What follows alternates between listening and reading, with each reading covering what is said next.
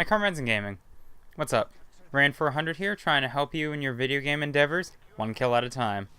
Today, I kind of wanted to look towards the future. I kind of wanted to look towards Black Ops 2 and Halo 4 and how I look at a new Call of Duty or a new Halo and what I do to try to better myself in the beginning whenever the game first comes out. Because, everybody gets the game, everybody's trying to learn, and I just want to kind of be ahead of the curve here. Because, I don't want to act like a total idiot and just run out in the middle of the map and kill myself. Unless you're a suicidal masochist, but that's not really me. So, on a side note here, there's a bunch of new games coming out. I mean, there's something for everyone. We got Pokemon Black and White 2, Borderlands and Resident Evil 6 already came out. No, Borderlands 2, Resident Evil 6. We got Halo 4 and Black Ops 2 being the two big name multiplayer games. And, there's other games that are coming out too. Medal of Honor Warfighter and Metal Gear Solid Rising. I mean, there's something for everybody. There's a whole host of games. And the gameplay in the background, Mini-Uzi Nuke with dual Raficas as my secondary, Harrier AC-130, Tactical Nuke as the killstreaks. That's pretty standard. I wasn't tubing or tack knifing. That's just not how I roll. It's not my thing, so I don't do it. But enough about that.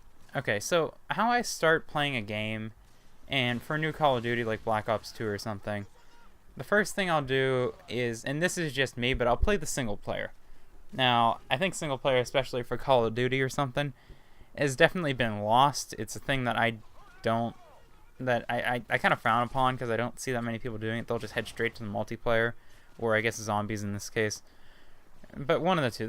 They'll look over the single player, but I mean, that's a great way to start learning the guns. Granted, some of the guns act a little differently in single player than they do in multiplayer, but it gives you a feel for how the game feels, how it operates, and the different sort of guns that you got, and the different sort of perks and kill streaks that are in the game. And granted, they do operate differently sometimes, but you kind of get a feel for it. Another thing that I do, Black Ops, the first one, Black Ops 1, I did combat training, kind of honed my abilities with the guns and the kill streaks and the different perks. Modern Warfare 3, I did private matches and I'd look around the map. One of the biggest things that's overlooked right in the beginning of the game is a map control, map ideas and map control. Just people they have no idea where the heck they're going in the map, and they don't have their bearings right. And what I tend to do, especially in Call of Duties and Halos, but I'm looking at Call of Duty right now. Yeah, I'm looking at you, Call of Duty. What I tend to do is I'll go into a private match or combat training if they have this again, combat training, and I'll just kind of, walk around the map, kind of get a feel for the different routes and stuff. Kind of get a feel for where people might have a tendency to sit or where they'll move around, different corners and stuff. Make sure I don't get jumped. Now, a lot of that can only be got in real gameplay, so I'll go into different stuff in the beginning. Team Deathmatch, Domination, those are the two big ones for me, kill confirm. And I'll see where they spawn too. So, I mean, a lot of this is just trial and error and from experience. But, a little bit of both is good. I like looking at the maps before I even play them. Kind of get a feel for them, as well as playing some games, playing different game types and seeing where people spawn, so I know where they spawn. Now, opening routes and stuff, that's a little more tricky. A lot of times, if you want, watch a video online, see where people take their opening routes. Especially in the beginning of the game, a lot of people aren't going to know where the heck they're going, so there's going to be free kills flying at you like nothing. They're going to be like, oh, kill here, kill there. So that's what I tend to do. So definitely look at the maps before you play them. Definitely get a feel for the guns. That's why I play single player. And kind of get a feel for the different game types and the kill streaks.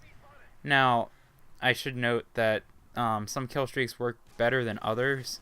I had a different. This is probably like the 10th time I recorded this, to be honest with you.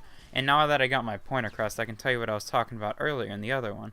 And the fact is, you have to change your style depending on what people use. Modern Warfare 2 is probably the perfect example, and that's why I chose to put this footage with it.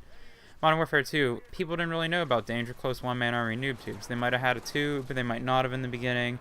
They might have just had, Scavenger or Sleight of Hand instead of OMA or one-man army. They might not have had Danger Close on. It took them a while to put together that triple threat, that one-man army Danger Close noob tube. They might have had two of the three or one of the three, but not all three at once. Once it started becoming known that that was amazing and overpowered, people started using it more, and it became a big threat.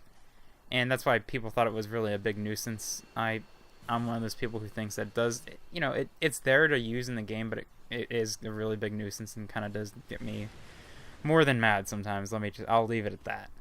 But it definitely gets me frustrated. But you can't do anything about it. So I changed my playstyle. I'll run different opening routes in the beginning. I'll make sure that I know where the tubers generally like to sit. In this case, like I'm looking, there's a few in the back here at C. It's just how it is. I'll change my routes. I'll make sure I don't hide in corners at B because they're going to tube the crap out of B, and then I'm just going to be sit and duck. I changed my routes. Modern Warfare 3 was another one where the Pavlo was actually better than the AC-130 in the beginning because people didn't shoot stuff down in Black Ops. Modern Warfare 3 being the next big Call of Duty, they didn't shoot stuff down as fast until people found out that it was so good to shoot stuff down to get kill streaks and stuff. Everybody started pulling stingers left and right out of different coat pockets. They brought some from their house.